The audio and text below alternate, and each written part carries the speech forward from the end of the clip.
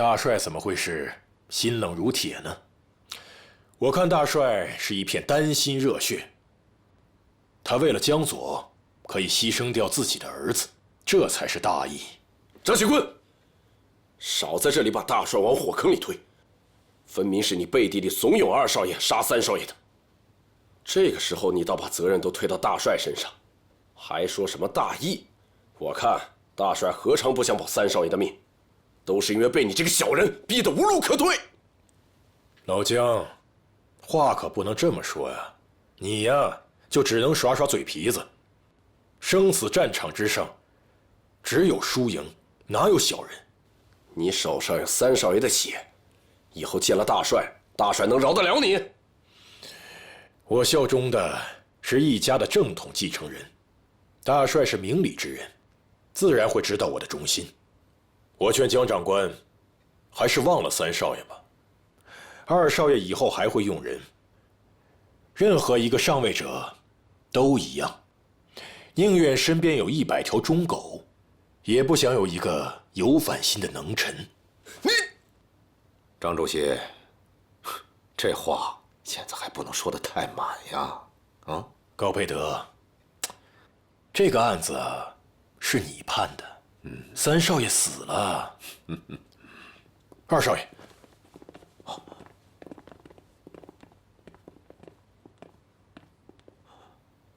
少帅，高督军，三少爷跟我说，他想要去欧洲留学，永不再回江左，我同意了。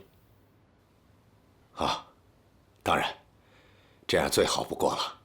正好犬子也曾去过北欧，到时候让他替三少爷参详参详便是。那就有劳高督军回禀大帅，这件事情到此为止了。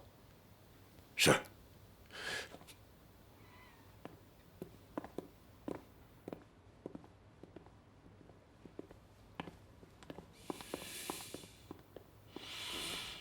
岳父，我知道，这么多年来，我的杀孽太重了，别人理不理解，云溪一点都不在乎。但我相信，您一定能理解云溪。云溪在此立誓，从今往后，一定收起戾气，不再乱造杀孽。还望岳父大人在天之灵，保佑燕云母子平安。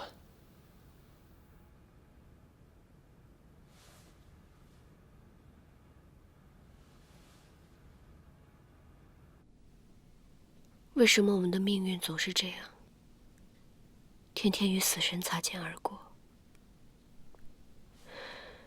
这几天我活得生不如死，连觉都不敢睡。我怕有人去刺杀你，我怕一觉醒来，我们就阴阳两隔。不知道为什么，在被关进牢狱之前，我没有怕过任何事情。在芝山上，我还有信心去算计慕容峰；被绑架的时候，我还有余地和绑匪讨价还价。可是被关进牢里之后，每天都像是度日如年。一开始我怕你来找我，会让我心乱如麻。可是后来，我又怕你不来，我怕再也见不到你了。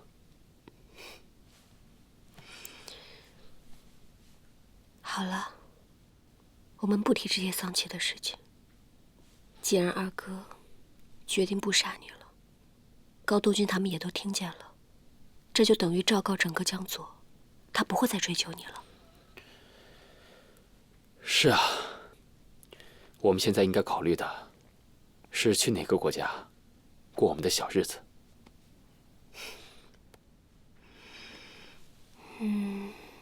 我想去德国，我想去看一看天鹅岩城堡。玉林以前跟我说过，天鹅岩城堡是德国的瑰宝，路德维希2世亲自设计的，想把它打造成一个梦幻的王国。为了建造它，几乎耗空了最富庶的巴伐利亚。路德维希二世和天鹅岩城堡的关系，就像是一对恋人。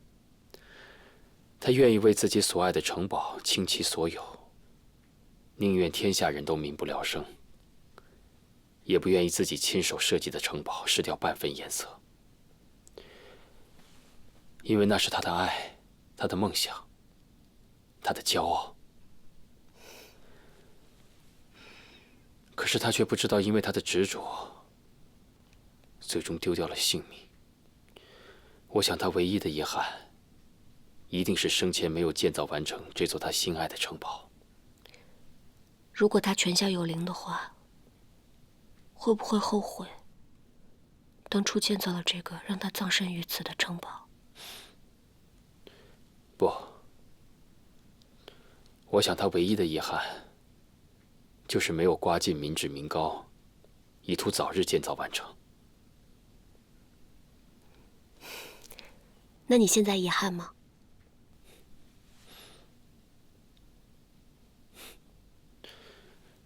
遗憾是留给那些想要得到东西，但却没有得到的人。我从一开始就想得到你的心，现在我已经得到了，我还有什么可遗憾的？我败了，但是也赢了，只不过赢的唯一代价，就是要带你远走高飞，再也不能回到福原。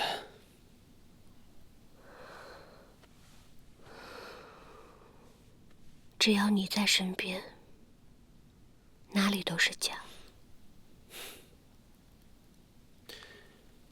小桑，我带你出去逛逛吧。让我们吃遍福远所有的美食，望遍福远所有的美景，看遍福远所有的美人。看美人？看遍美人，才知道牡丹真国色。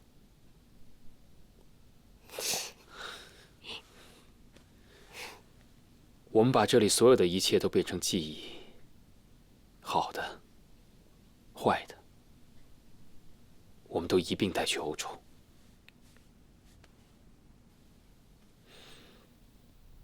为什么一直不告诉我你怀孕的事情？其实我也是才刚知道的。这段时间你那么忙，我想着如果告诉你了，怕会影响到你。我是孩子的父亲，就算影响到我又能怎么样呢？我心甘情愿的呀。如果不是为了救老三的命，你还打算瞒我多久？难道这个孩子只是你用来跟我交换的条件吗？交换条件？云溪，你怎么能这么想我呢？我们在一起这么长时间，我是什么样的人，难道你不清楚吗？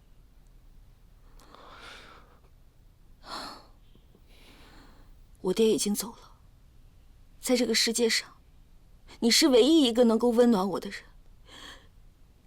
现在连你也怀疑我，不信任我，你让我怎么活得下去？燕云，我不是那个意思。你是明白我的心思的。这么多年来，我一直在外面带兵打仗，只要上了战场，我就盼着这时间啊，可以过得快一点，早点结束，早点回家陪你。回了家之后，我就希望这时间可以过得慢一些，可以让我在家多待一段时间，好好陪你。只是这一直以来，你的心一直都不让我靠近。你的心思我也明白，你总想着离开，想着逃跑。不过没关系，我不在乎。天涯海角，不管你想要去哪儿，我都愿意陪着你，护着你。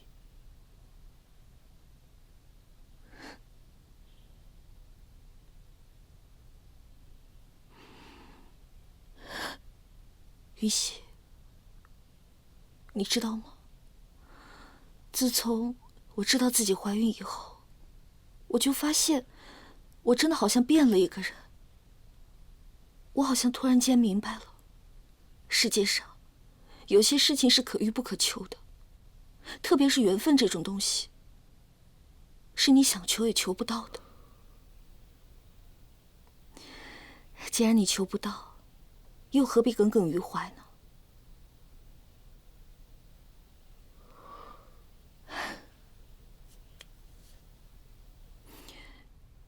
云溪，既然这辈子我们有缘能够成为夫妻，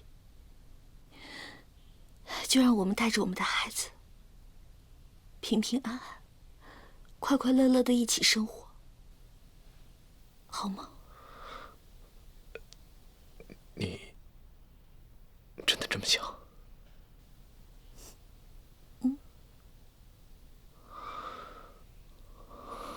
我答应你，执子之手，与子偕老。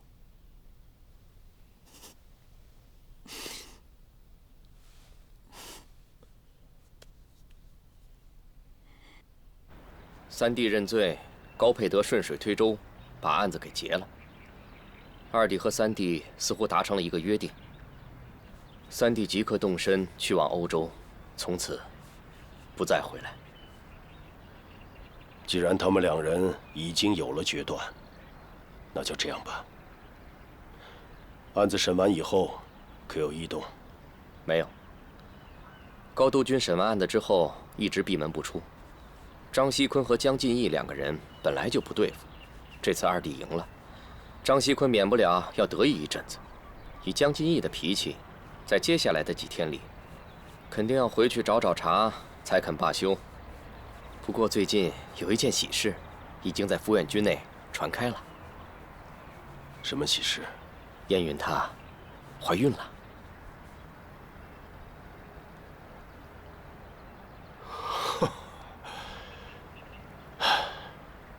这可真是天大的喜事。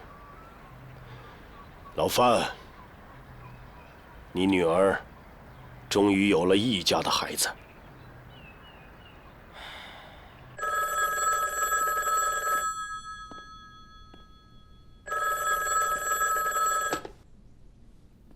喂，您好，是潘先生吗？我是福远银行的李经理，有人要开您185号保险箱，您必须亲自来一趟。好，我知道了。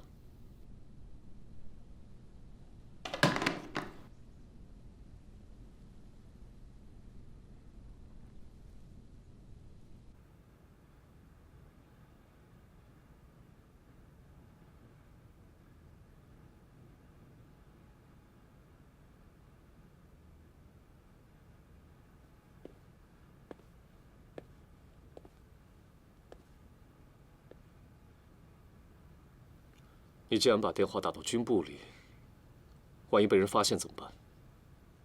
我既然敢打进来，自然他们就不会发现。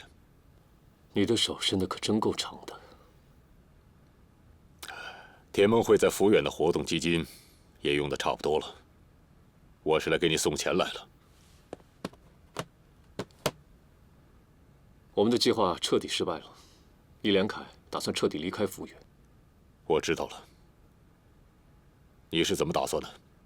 我自然听从您的命令。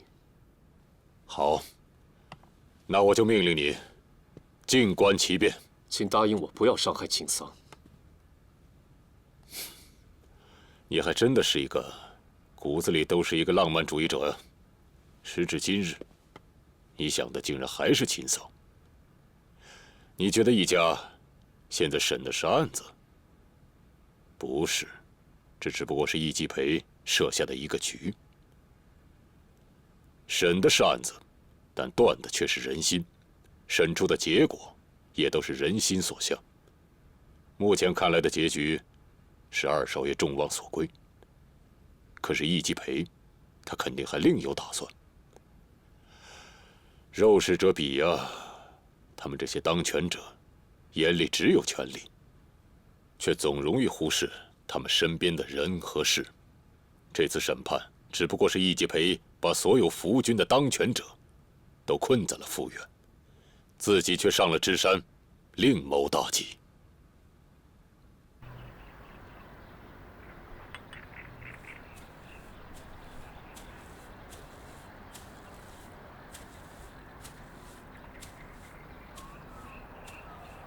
易老弟啊！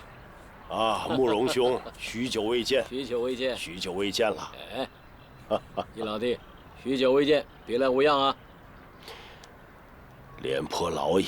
哎，那也是老骥伏枥，烈士暮年呢。啊，没想到有生之年，还能与慕容兄共览芝山美景。上次来芝山，你我还水火不容。芝山上也是一片杂草丛生，没想到事隔多年，你我已成了亲家。这芝山摇身一变，变成了一片世外仙境、游乐赏玩之地。是啊，当年呢，你占了这座芝山呢，我还心有不甘呢。不过如今看来，看看这芝山，风景独好啊，真是别有洞天。要我说呀，你们家老三能够把芝山打造成现在这个样子，真是好本事啊！哎，这叫什么本事啊？心思整天都放在这些吃喝玩乐上，我也头疼得很。要是能有慕容公子这样的一群之才，我可省心多了。过奖了，过奖了，易老弟，咱们俩可是好久没有好好的切磋一下球技喽。好。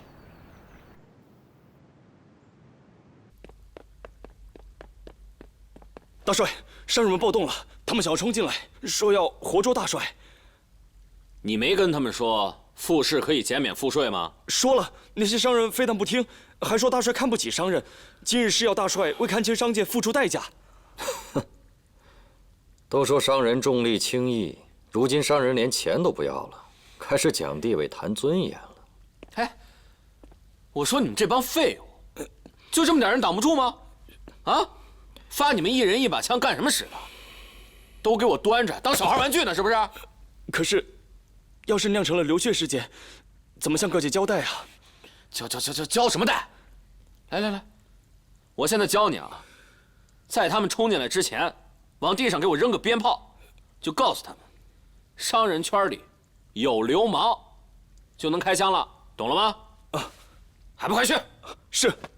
慢什么慢？你是想害死我们大帅啊？啊，这都什么时候了，都快要冲进来了，还不开枪？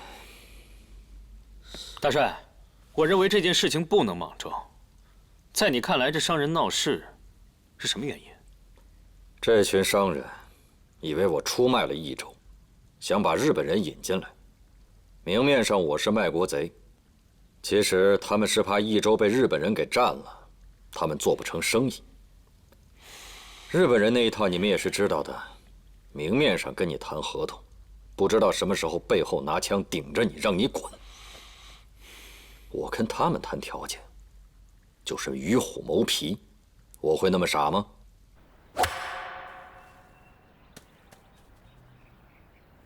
这回，易老弟还邀了李重年一块上山吗？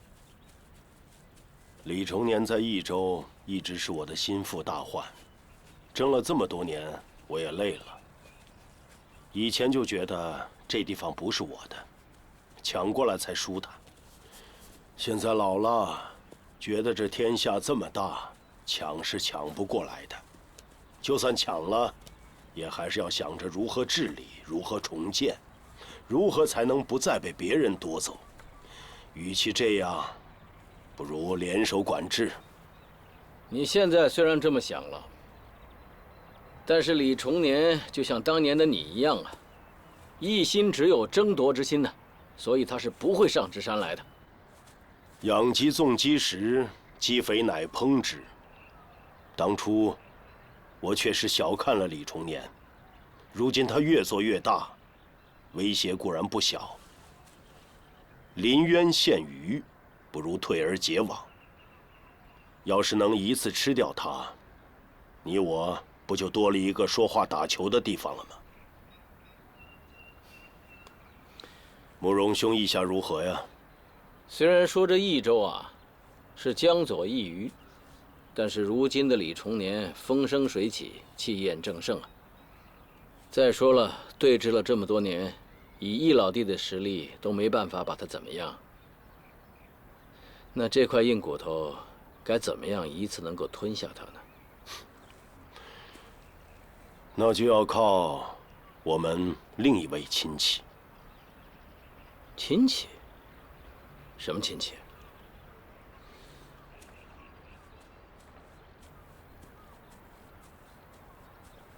你是说他？我来介绍，这位风度翩翩的绅士，就是慕容老兄你的亲家。哦，原来这位就是雍南程家的大公子啊！什么大公子？他可取代了程老爷子，如今是程家的大老爷。有你这位亲家老爷在，还怕他李重年不上山吗？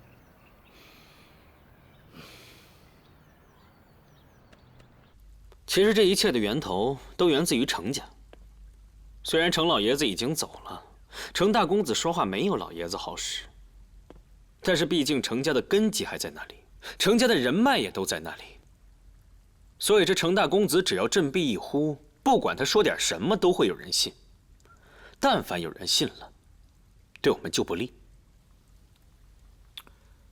我还以为就算程家拒绝了跟我们合作，也不会明面上跟我们决裂呀。程老爷子是个生意人，做生意自然是路越走越宽越好。看来程大公子的想法跟程老爷子有点不大一样啊。其实这小子的伎俩完全是站在易继培这边。如果我们贸然和商人打了起来，虽然可以平息一时之乱，但是这易继培和程允之就可以借着帮助商人为由攻打我们益州，到时候从江左和雍南再切断我们的补给线，那可就麻烦了。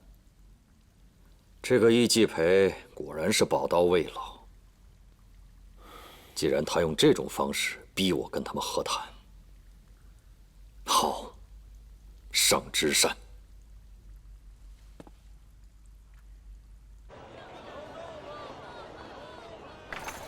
停！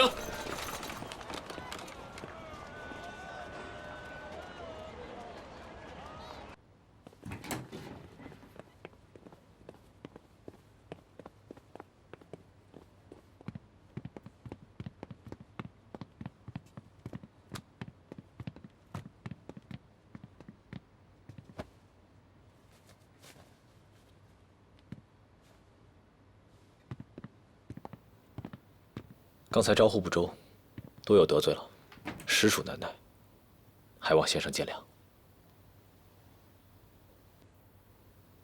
二公子把我带到这里，看来三公子是没得救了。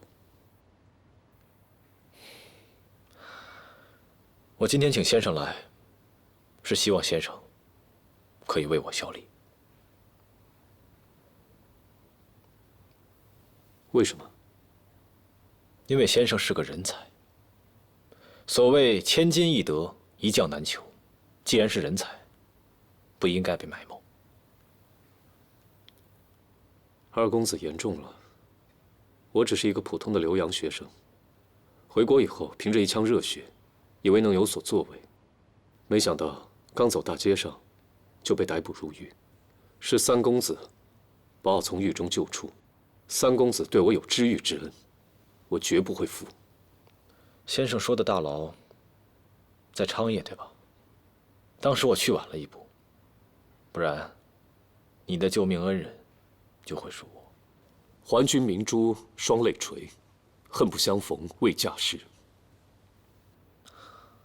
既然先生执意如此，我也不便强留，先生自便。多谢二公子成全。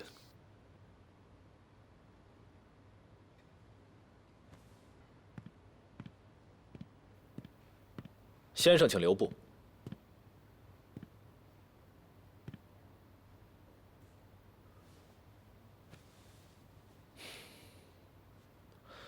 如果我没记错的话，先生之前说过，您的那支钢笔很多人都在用，可为什么我从来没看见别人用过？二公子常年征战沙场，自是少见舞文弄墨之人。二公子若不嫌弃，我愿送给二公子。先生客气了，这倒不必。所谓英雄不夺人之美。不过先生，我也回敬您一首诗：月明星稀，乌鹊南飞，绕树三匝，何枝可依？我劝先生再想想。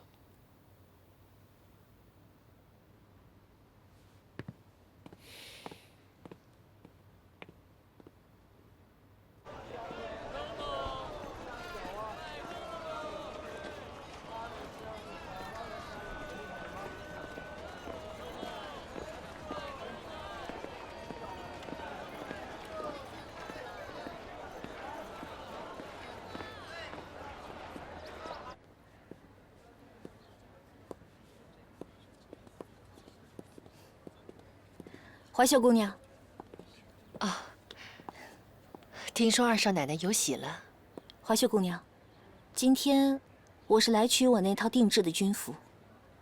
我已经找到那个可以穿上这套军服的人了。7日之内一定会送到府上去。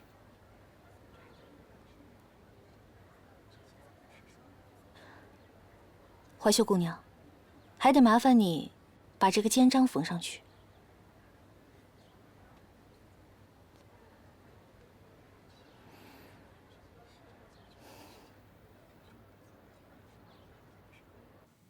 如今易连凯已经退出了继承人的角逐，我们的计划该如何进行呢？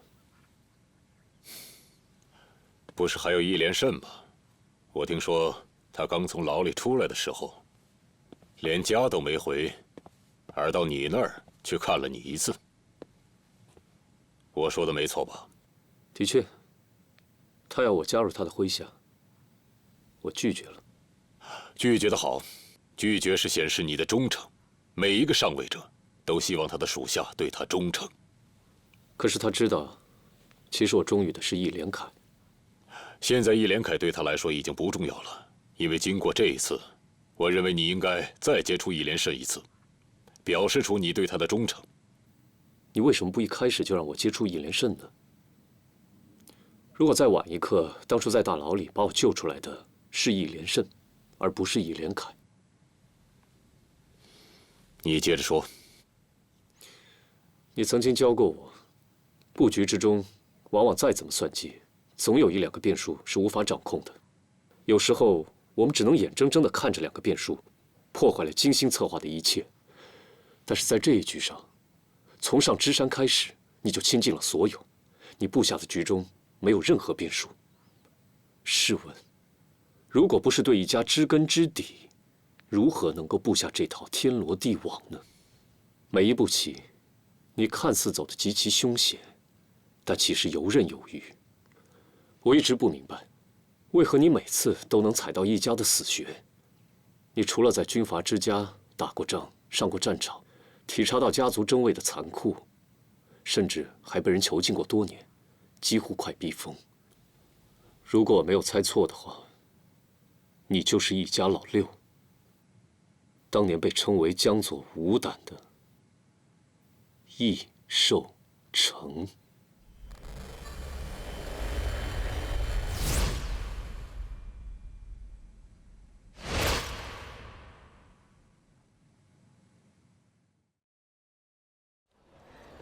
是我拖累你。本来你应该像江金义说的那样，成为江左的掌权者。掌权看上去登峰造极，但实际上却要一辈子精于算计，算计别人生死，替人头者，亦被人替，也同样被别人算计。就像父亲这群人，如果少算一天，可能结局就是死亡。我还是选择和我爱的人在一起，离开这个地方，这样不好吗？可是，让你割舍下一切，把他们都抛在身后，你舍得吗？时间会证明一切的，相信我。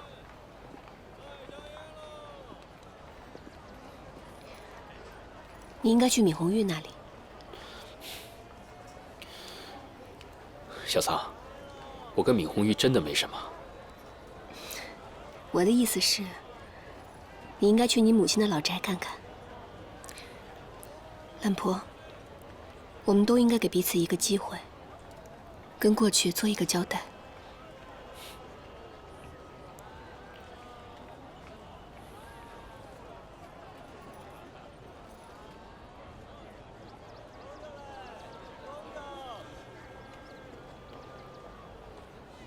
快点回家，在家等着我。嗯。哎，你早点回来，要不然我会吃素的。知道了。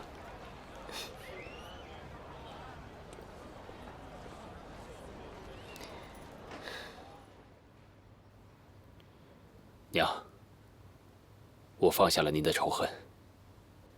也放下了对一家多年的恨。在我知道要离开江左和小桑去欧洲的时候，我对父亲的怨也顷刻间不见了。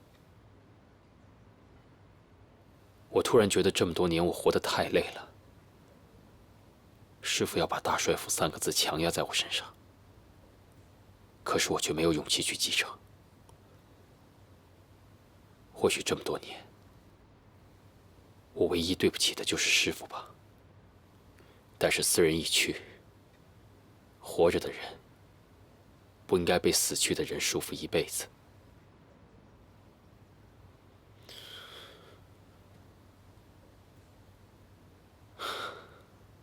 娘，我来跟你道别。也许今日一别，就是永远的诀别了。我这次真的看错人了。我以为你是个很有野心的人，10年隐忍，毁在了一个情上。你当时说过，我比二哥多的是风流2字，但是这次你真的看错了。其实，如果你回头的话，不出3年，整个江左都是你的。不行了，回不了头了。我已经选好我该走的路了。江左闵小姐，最厉害的就是相人之术，能成为你第一个看走眼的人，也是我的荣幸啊。我还是希望你能回来。也许10年、20年之后，当这个国家改变了，不再是军阀割据，也许我会回来，做个顺治良民。那如果到时候这个国家还是这样呢？那很简单，我在欧洲恭候闵小姐大驾光临。看来你真的对权力没有欲望了。那这个宅子，我还能继续住吗？当然可以继续住下去，只是可惜了，这房子的房契已经丢了。到时候如果有人来赶你走的话，你还是得搬出去。那也没什么，反正这个宅子里面，我最挂念的东西，也是最容易带走的。这个织锦，代表着我娘和你娘。不过可惜了，后院我最喜欢的蓝绣球花，看来是带不走了，只能留在这里了。闵小姐啊，闵小姐，你终于有第2样东西看走眼了。这后院里种的分明是红色的绣球花。人我可以看错，花的颜色我怎么可能看错呢？你绝对是记错了，那片绣球花是我娘亲手种的，我绝对不会记错的。这样吧，我们打个赌，看看到底是什么颜色。好啊，赌就赌。今天我听说你案子审完以后，直接去找了给3弟作证的那个潘建池。是，他是个人才，我想让他为我所用。可我听说他拒绝你了。没错，老三毕竟对他有救命之恩，所谓忠臣，不是二主。可是我能看得出来，他心有不甘。自古以来，良禽择木而栖，以他的能力，绝不会在这个位置上待太久。等到他日老三一走，他只有2种选择：要么选择让我做他的伯乐，为我尽忠；要么就会找个借口离开江左，投至别人麾下。倘若他选择后者，我也没办法，只能在他离开江左之前干掉他。既然兰坡要走了，你就要赶紧抓紧机会。听你这么一说，潘先生应该是个有才华的人，这样的人自然会心高气傲一些。你要想得到人才，少不了屈尊降贵。刘备都要3顾茅庐才能请到诸葛亮，你怎么能试了一次就放弃了呢？夫人说的对，明天早上我再去一次。你这样横冲直撞过去，只会让人家觉得你太鲁莽没有诚意，人家又怎么会接受你的邀请呢？那夫人的意思是？自然是要许以官衔。既然你觉得他是个人才，就要把他放到应该的位置上去。你想好给他什么官衔了吗？这个我还真的没想过。不过他在老三的手下干的是个副官，来我这儿，我也可以让他做我的副官。等他日用得称心，再把他调到别的位置上去。你要真这么跟他说，我保准他当天晚上收拾行李就走了。你想想啊，他把你的宋副官给杀了，你再让他来当你的副官，他自然会觉得你是借机给他颜色看呢。夫人说的是啊，那以夫人之见，我应该许他什么官职呢？既然要用人，就要许以高位。若是他真的有才华，就肯定能担当这个位置；若是名不副实，就把他撤了呗。以他的能耐，也不会威胁你把你怎么样的。依我看，不如给他一个参谋长的位置。参谋长？嗯。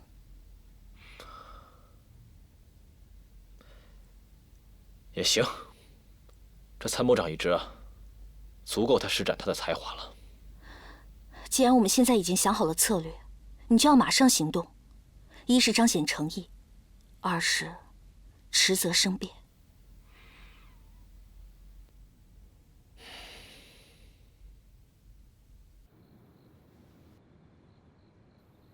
怎么样，看清楚了吧？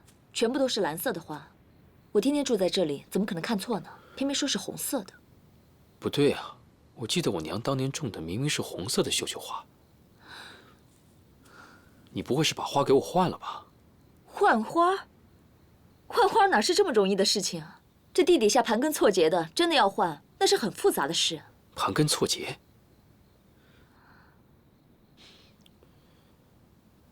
对了，我想起来了，我娘跟我说过，如果绣球花下面埋有金属物品，就会由红色变为蓝色。什么意思啊？我要挖挖看。挖？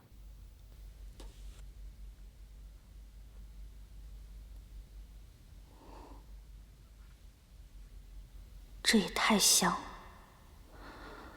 为何我爹一死，他就会出现在芝山，还跟着易连凯来到我们抚远？如果你真的是那个杀人凶手，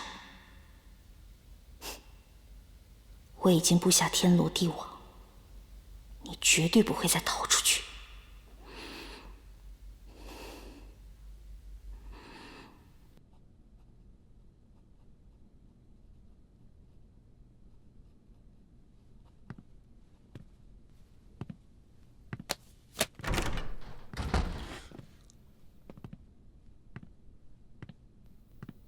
少帅，潘先生不必如此客气，坐吧。多谢少帅。白天，先生刚刚拒绝过我，而此时，我又出现在这儿。先生可知为何？二公子去而复返，一定有新的条件给我吧？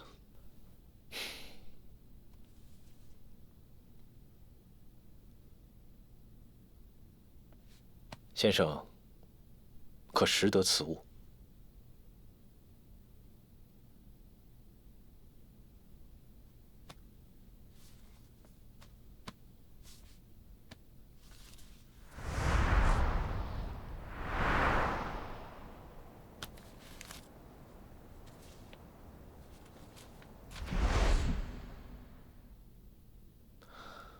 我看中的不是先生的拳脚，而是先生的智谋。倘若先生肯屈尊加入我的麾下，那我这里的职位，任先生挑选。